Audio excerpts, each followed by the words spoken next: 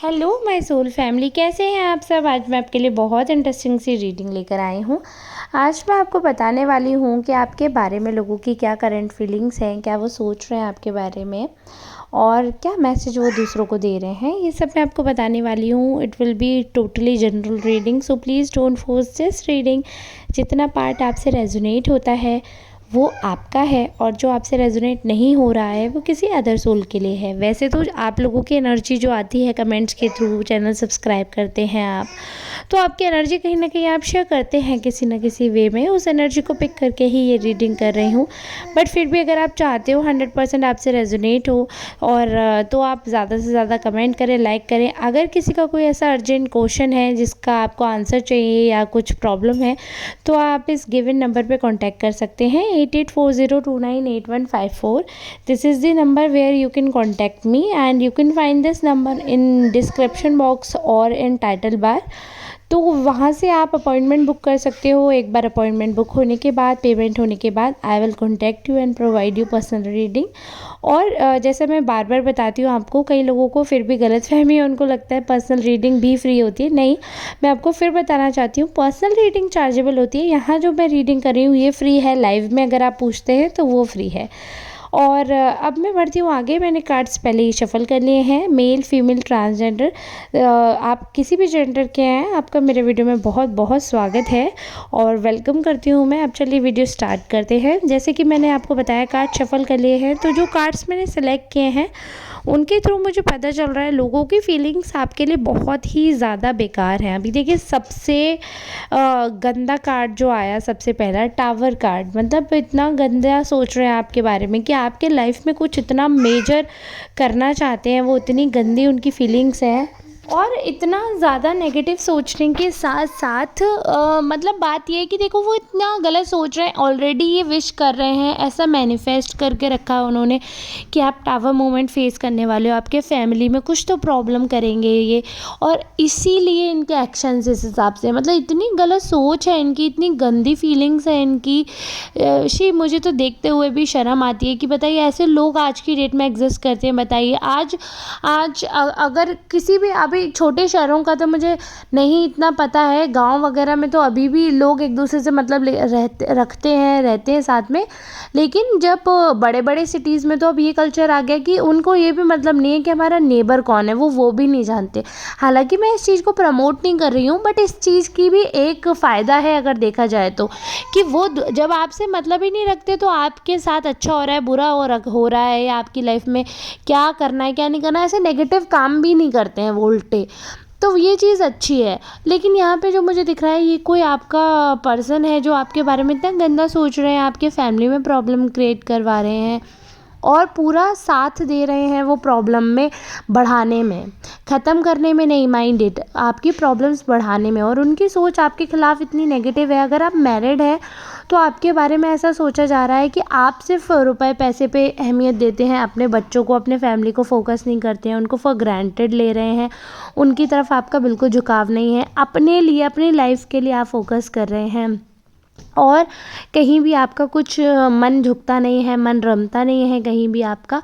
तो वो चीज़ यहाँ पर क्लियरली मुझे दिख रही है। दूसरी एक चीज़ यहाँ पर विजिबल जो है मुझे, वो ये है कि आपके सपोर्ट में कोई मुझे नहीं दिख रहा है इस समय। देखिए, ऐसा होता है कि जब इंसान बुरी परिस्थिति में फंस जाता है या लोग उसके बारे में गलत बातें फैलाने लगते हैं या ऐसे गलत लोगों की संगति पड़ जाती है, एक तरीके से देखा जाए तो कहीं ना कहीं सब आपको एक साथ इकट्ठे होकर अगर आपको टारगेट करेंगे तो आपको दुख होगा, आपको बुरा लगेगा। लेकिन आप ये चीज़ हमेशा सोचना कि जब अगर आपने गहरा तूफान पार कर दिया ना, तो नॉर्मल समंदर मतलब नॉर्मल नदी वगैरह पार करना आपको कुछ भी नहीं लगेगा।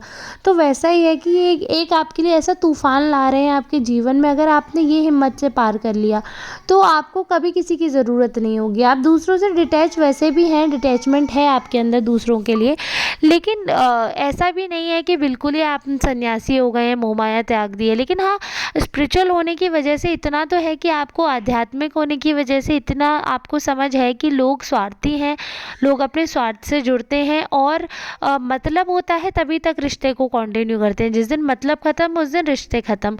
बहुत ज़्यादा अब रिश्ते बचे नहीं हैं, खून के रिश्ते ज़्यादातर रह गए हैं, बट उसमें भी कई लोग ऐसे हैं जो खून के रिश्तों में भी धब्बा है नाम पे, कलंक है, ऐसे लोग जो अपने भाई बहन अपने माता पिता के साथ बुरा करते हैं। तो ये जो पर्सन है ना, ये किसी का भी सगा नहीं है। आपके बारे में तो गलत सोच ही रहे हैं, आपके बारे में तो गलत मैनिफेस्ट कर ही रहे हैं, प्लानिंग कर ही रहे हैं। दूसरों के बारे में भी, अपने खुद के ब्लड रिलेशंस के लिए भी ये पर्सन लॉयल और अच्छा नहीं है, क्योंकि इनडायरेक्टली डायरेक्टली ये उनके कर्मास भी ख़राब करवा रहे हैं, क्योंकि इनके घर वाले सब जानते हैं, लेकिन इनको कोई मना नहीं कर पाता, किसी की इतनी हिम्मत नहीं है कि इनको रोक पाए। तो जाहिर सी बात है, इंसान अपने कर्म ख़राब कर रहा है। और जहाँ तक आपके बारे में मैं बता रही थी कि आपको सपोर्ट नहीं मिल पा रहा लोगों का, देखिए ऐसा नहीं है कि बिल्कुल ही सपोर्ट नहीं मिल पा रहा, सपोर्ट मिल रहा है आपको, बट मनचाहा सपोर्ट नहीं मिल पा रहा है। तो इस चीज़ में मैं बताती हूँ कि जब आपको ऐसा लगे ना कि आप मैदान में बिल्कुल अकेले हो, तो आप हमेशा याद रखना, जब द्रौपदी का चीरहरण हो रहा था ना, तो कोई भी उनका साथ देने नहीं आया था। वहीं भीष्म पितामह बैठे थे, जो कि महान शक्तिशाली इंसान है, उन्हें तो कोई मार भी नहीं सकता था, इच्छा मृत्यु का वरदान प्राप्त था। उन्होंने कुछ नहीं कहा, ठीक है, और किसी ने कुछ नहीं कहा। भीम इतने बलशाली थे, युधिष्ठिर इतने नीतिवादी थे, इतने न्यायवादी थे, किसी ने कुछ नहीं कहा। सब कुछ सब लोग देखते रहे वहाँ पर, और सभी मतलब लोग सब देखते रहे, लेकिन कोई उनके साथ नहीं था। सब उनके परिवार वाले थे, बट कोई द्रौपदी के साथ नहीं था। उस समय में श्री कृष्ण ने उनकी मदद की थी, और ऐसी मदद की कि सबके मुंह पे थप्पड़ पड़ गया, सबके मुंह पे ऐसे ताला लग गया कि किसी के मुख से एक आवाज़ ना निकल पाई। कि ऐसा जिस स्त्री के साथ, असहाय स्त्री के साथ, और पूरा परिवार एक गुट हो गया, पूरा परिवार अगेंस्ट हो गया, अकेली के कोई सपोर्ट में नहीं आया। तब श्री कृष्ण आए, तब उन्होंने मदद की, तब उन्होंने बताया कि देख लो, तुम जिन रिश्तों पे इतना घमंड करते हो, क्या मैसेज था उनका, कि कोई काम नहीं आता, अपनी मदद स्वयं को खुद करनी पड़ती है। कोई किसी का साथ नहीं देता, कोई किसी की मदद नहीं करता है। तो वही चीज़ आपको याद रखनी है, ईश्वर के अलावा कोई, किसी से आपको उम्मीद ही नहीं रखनी है।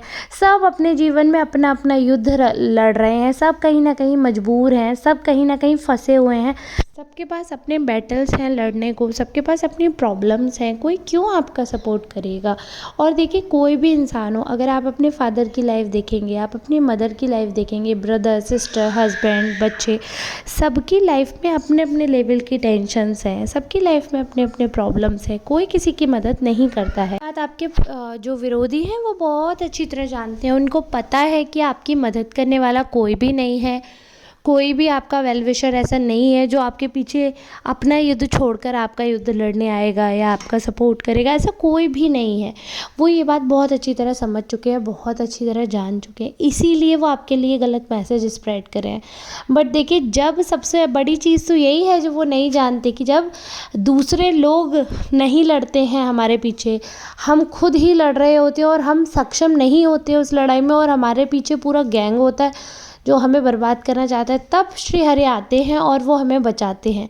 तो उन्हें ये चीज़ नहीं पता कि वो जिस इंसान से युद्ध करने जा रहे हैं वो अकेला नहीं है। अकेला सोचकर जिससे वो युद्ध करने जा रहे हैं उसके पीछे स्वयं श्री कृष्ण खड़े हैं। जैसे कहते हैं ना, दुर्योधन को तो पूरी नारायणी सेना दे दी थी भगवान ने, लेकिन खुद अकेले अर्जुन के साथ थे।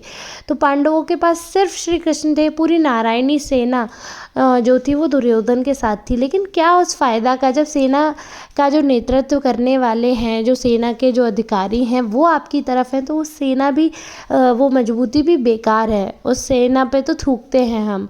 तो ऐसे ये जो फालतू के मैसेज स्प्रेड करके गलत लोगों का जो गैंग बना रहे हैं, अपने ग्रुप में मूर्खों को शामिल कर रहे हैं, वो लोगों को ये भी अकल नहीं कि वो लोग भी साथ में अपने कर्मास खराब करें, क्योंकि आप पे स्वयं भगवान का हाथ है, आप पे ब्लेसिंग है आपके एंसेस्टर्स की, आपको प्रोटेक्ट कर रहे हैं आपके एंजल। तो आपके साथ कुछ भी गलत करने वाले जो होंगे, उनके साथ भी गलतों को कुछ भी बचेंगे नहीं वो। दूसरी चीज़, जो एक चीज़ मुझे यहाँ पे दिख रही है कि जैसे आप ना एकदम परेशान हो जाते हो, आपको नहीं पता कि आपके ऊपर इतनी ब्लेसिंग है, आप एकदम परेशान हो जाते हो, आप सब कुछ छोड़ देते हो और आपकी एनर्जी ड्रेन हो जाती है, आप एकदम ख़त्म हो जाते हो। पता है ऐसे क्यों? ऐसा इसलिए होता है क्योंकि आप ऐसा करने देते हो, आप दूसरों को अलाउ करते हो, आप पावर देते हो दूसरों को। देखिए एक चीज़ हमेशा याद रखना, कोई भी अननोन नंबर कह रही हूँ, कोई भी अननोन पर्सन है जो, वो आपको कभी भी हर्ट नहीं कर सकता। अननोन पर्सन क्यों नहीं हर्ट कर सकता? अगर कोई अजनबी इंसान आकर आपसे गाली गलौज करता है, आप बराबर गाली गलौज कर देंगे, बात ख़त्म, बात वहाँ ख़त्म हो जाती है। लेकिन जब कोई अपना इंसान हमें बोल देता है ना कुछ, और हम उसको भले ही लौट कर जवाब भी देते, बट मन में जो हमारे कसक हो जाती है, मन में जो दुख हो जाता है, वो अमिट है, वो ख़त्म नहीं हो पाता। तो आप इतना हक क्यों देते हो? इतना किसी को हक मत दो कि कोई आपकी भावनाओं को ठेस पहुंचा पाए। आप सबको प्यार करो, सबके साथ रखो, सबको साथ लेकर चलो, जैसे कि आप चलते हो, सबके बारे में परवाह करते हो, वैसा करो। क्योंकि सब बुरे नहीं होते हैं, ऐसा भी नहीं है कि आपके आसपास जितने लोग हैं वो सब बुरे हैं। बहुत अच्छे लोग भी हैं जो वाकई में आपके लिए ब्लेसिंग्स मांगते हैं, एंजल से आपके सपोर्ट मांगते हैं, तो आपके लिए, तो वो आपके लिए अच्छा भी सोचते हैं। तो मैं ये नहीं कह रही हूँ कि आप सबसे एंटी हो जाओ, बिल्कुल ही समाज छोड़ दो, ऐसा बिल्कुल भी नहीं है। समाज छोड़ो मत, लेकिन समाज को समझदारी से समझो, कौन क्या डिज़र्व करता है आप बहुत अच्छी तरह समझते हो। देखो बात करने से परख हो जाती है, परख इंसान को होती है ना, आप में वो परख है, बात करने से आपको पता चल जाएगा। चलो ठीक है, कोई इतना शातिर है, हमें एक बार नहीं पता चलेगा, हमें 2 बार नहीं पता चलेगा, कुछ समय बाद हमें पता चलेगा और हम उससे सावधान रहेंगे। वो तो एबिलिटी है ना हमारे अंदर। तो वो चीज़ है कि थोड़ा सा आपको ना वाइजली चूज़ करने पड़ेंगे लोग। और एक और चीज़, जो आपको लगता था कि आपके फेवर में लोग थे, आपके फ्रेंड थे, अचानक से आपके एंटी हो गए हैं, अचानक से उनके ग्रुप में चले गए हैं, पता नहीं ऐसा क्या हुआ कि वो आपके खिलाफ हो गए। तो उस चीज़ पे मैं आपको ये चीज़ बताना चाहती हूँ कि जो इंसान दूसरे के गलत मैसेज से, दूसरे के गलत अफवाह से अगर आपसे मुख मोड़ रहा है, आपसे विमुख हो रहा है, आपसे दूर जा रहा है, तो वो इंसान कभी आपका अपना नहीं था। आज नहीं तो कल वो इंसान आपको छोड़ ही देता। देखिए अगर आज मैं बोलूं कि आपकी माता आपको प्यार नहीं करती, आपकी माँ जो है वो आपको प्यार नहीं करती, तो क्या आप मानेंगे ये चीज़? आप कभी भी नहीं मानेंगे। लेकिन अगर कोई इंसान ये कह दे कि आपकी माँ आपसे प्यार नहीं करती और आप वो मान लेते हैं, यानी कि आप अच्छे बच्चे नहीं हैं, आपको अपनी माँ पे पहले से भरोसा नहीं है, आपको पहले से शक था अपनी माँ पे, इसीलिए तो आपने उस चीज़ पे भरोसा किया कि हाँ मेरी माँ मुझे प्यार नहीं करती हैं। ये सिर्फ एक एग्जाम्पल दे रही हूँ, क्योंकि जो माँ का रिश्ता होता है ना, वो सबसे ज़्यादा प्रीशियस होता है और सबसे ज़्यादा मतलब सच्चा होता है। सबसे ज़्यादा ईश्वर के बाद जो सबसे सच्चा रिश्ता है वो माँ का ही है। माँ अब मर जाएगी लेकिन अपने बच्चों को नहीं चोट पहुँचाएगी, तो आम तौर पर तो ये इसलिए मैंने ये एग्जाम्पल आपको दिया। अब इसको आप हर जगह सेट करके देख सकते हो। अगर मुझसे कोई मेरी बेस्ट फ्रेंड के बारे में कुछ बोलेगा ना कि आपकी बेस्ट फ्रेंड आपके बारे में ऐसे ऐसे कह रही थी, मैं नहीं मानूंगी वो बात। क्यों? क्योंकि मुझे अपनी बेस्ट फ्रेंड पे भरोसा है कि मेरी बेस्ट फ्रेंड ऐसा नहीं कह सकती। लेकिन अगर मैं ये बात मान लूँ, किसी ने मुझसे कुछ कहा और मैंने वो चीज़ मान ली, मैंने एक्सेप्ट कर ली वो चीज़, तो यानी कि मुझे पहले से शक था अपनी बेस्ट फ्रेंड पे, मुझे कभी उस पर भरोसा ही नहीं था, तभी तो मैं किसी थर्ड पर्सन की बात में आ गई।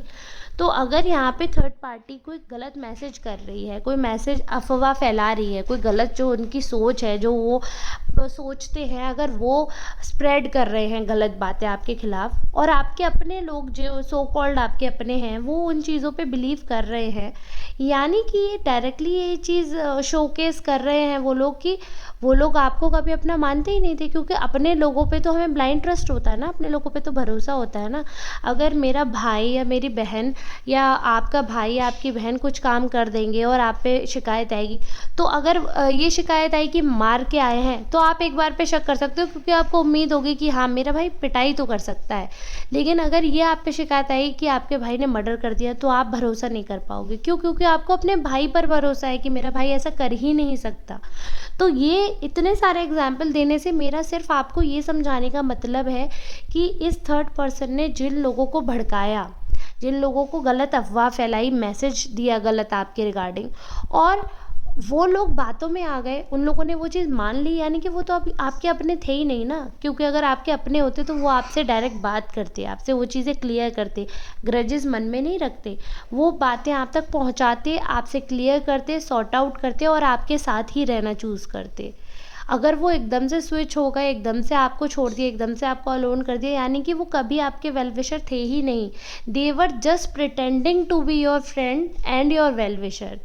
कभी भी वो आपके अपने थे नहीं। ये चीज़ को आप अपने दिमाग में अच्छे से समझा लें, खुद को समझा लें, क्योंकि खुद को समझाना सबसे ज़रूरी होता है। तो सबसे पहले आप खुद को समझाओ, क्योंकि ये जो मैसेज है ये बस आपको यही देना चाह रही थी मैं, कि देखो आपके लिए जो भी गलत बातें सोची जा रही थी आपकी, आप फैमिली पे ध्यान नहीं देते हो, आप गंदे हो, आप नीच हो, आपकी लाइफ में टावर मोमेंट आएगा और वो क्रिएट किया जा रहा है ज़बरदस्ती, अलगाव पैदा कर रहे हैं आपके घर वालों से, आपके बारे में उल्टी सीधी बातें कर रहे हैं कि आप परिवार पे ध्यान नहीं देती हो, लोभी हो, पैसे पे ध्यान है आपका, सिर्फ मनी माइंडेड हो, बिल्कुल फैमिली ओरिएंटेड पर्सन नहीं हो। ये सारी चीज़ें आपके बारे में क्रिएट की गई, गलत सिनेरियो बनाया गया, ये नैरेटिव सेट किया गया।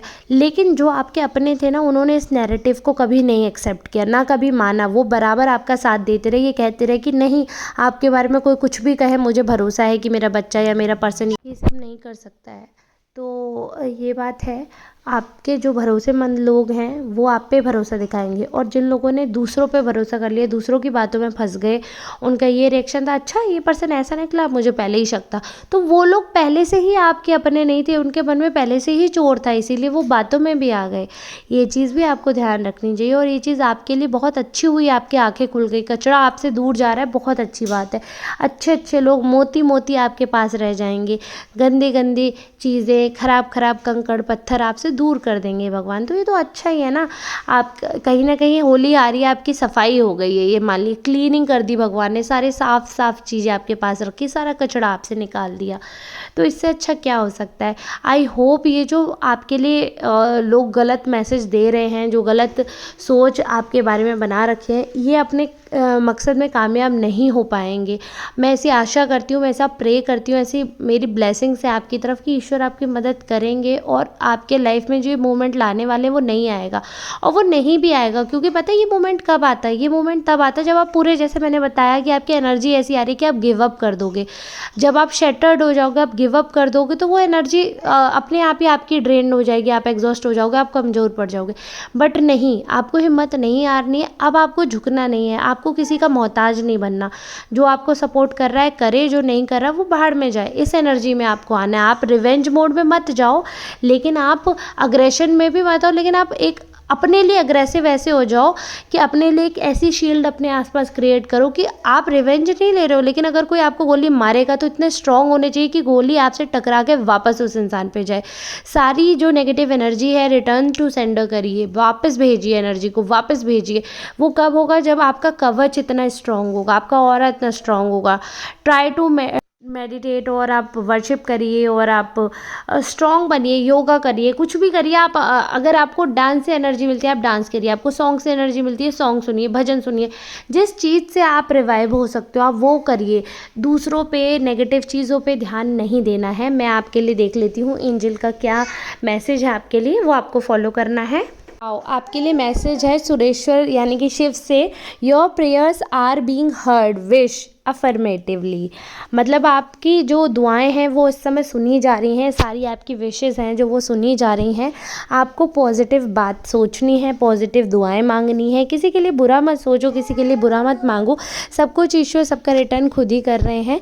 आपको बस पॉजिटिव दुआ मांगनी है, अपने लिए पॉजिटिव सोचना है, दूसरों के लिए पॉजिटिव सोचना है। Wish wish wish affirmatively, and please be mindful, be careful, be respectful to yourself also. दूसरों की रेस्पेक्ट करते करते अपनी इज्जत करना ना भूलें। आई होप एंजल के मैसेज आप तक पहुंचाने में मैं कामयाब रही होंगी, आपको समझ आया होगा। प्लीज़ एनर्जी को एक्सेप्ट करें, रीडिंग को क्लेम करना ना भूलें। रीडिंग को क्लेम करके ज़रूर बताएं आपसे रेजोनेट हुई है नहीं हुई है, कितना पार्ट रेजोनेट हुआ है, that would be great help. And please subscribe my channel if you have not yet, and video को लाइक ज़रूर करें, ज़्यादा से ज़्यादा लाइक करें, सपोर्ट करें। मिलते हैं नेक्स्ट रीडिंग में, तब तक के लिए आप सबका बहुत बहुत धन्यवाद।